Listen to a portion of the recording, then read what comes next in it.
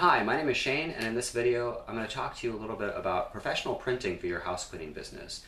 Now, I started my first house cleaning business back in 2002, and I say that a lot of things have changed since then, and one of the big changes that I've experienced is the cost of professional printing.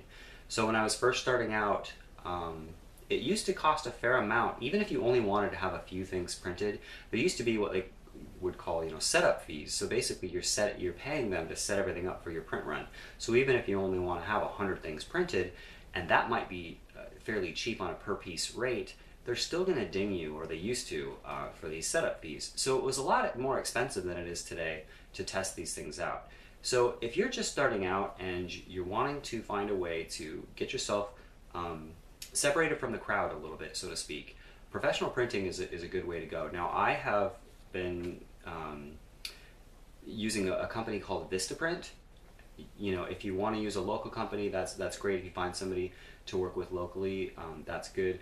But I like Vistaprint. One of the reasons why I like them is because I don't have a good professional printing place where I'm living currently, and also Vistaprint is constantly offering me deals and discounts and coupons for small print runs. So it's almost the opposite of when I first started out, and it used to be so frustrating and expensive to do small amounts. So I've been able to test different campaigns, different techniques by doing these smaller print runs, and I recommend that you look into that. Now, when you're doing the printing, if you're just starting out and you have a very limited budget, I would recommend that you start with Postcards. Now, this third house cleaning business that I started most recently, I wanted to kind of test this idea of how quickly, easily, and cheaply can I get a house cleaning business up and running.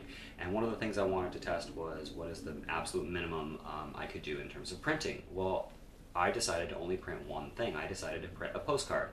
And I used that in many different ways. I've used it as basically a huge business card. When I would be at an estimate, I would put the price on the back of the postcard. I'd write the price down, so they had my business name and everything and my contact information on there, and they had the price that I was quoting them. I didn't bother to have receipts printed up. Oh, also about the estimates, I would put my references. I would write my references on the back of the postcard. You can use postcards as door hangers. You don't have to just mail them out.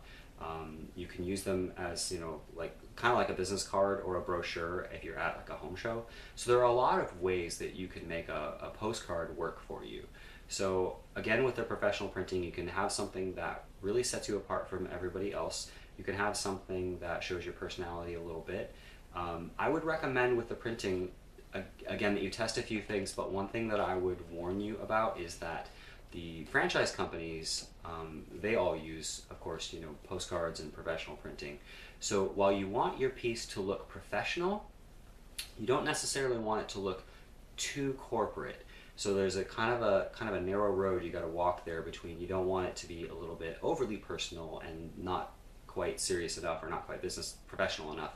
But on the other hand, you don't want to just basically make yourself look like a franchise company, because if you're copying the types of things that they're doing, in the end you're going to lose.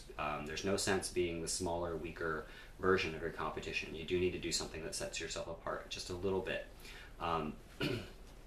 And finally, the last thing I would add about the printing is, one thing that I have done is on the back of my postcard.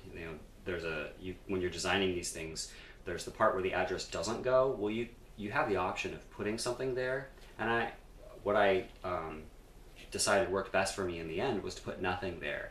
And I've got that big blank space there, and you can use printing labels to print out your own text. So again, if you want to test different things, or if you want to make the postcard work in different situations, you can have something, a little paragraph, a sentence or two, pre-printed up on a bunch of labels, and then stick those onto that part of the postcard before they go out. So again, it gives you another opportunity to test another angle or two. So I hope that this video helps. I hope it gives you some ideas. Also, before I forget, make sure that on your postcard you have your web address, and by doing that, it can make it so that your postcard can be very simple and much more visually oriented, not a lot of words, and let your website do all the talking. And anyway, if you have any questions about this or any other issues related to starting or growing a cleaning business, just leave me a comment and I'll get back to you. All right, thanks and good luck.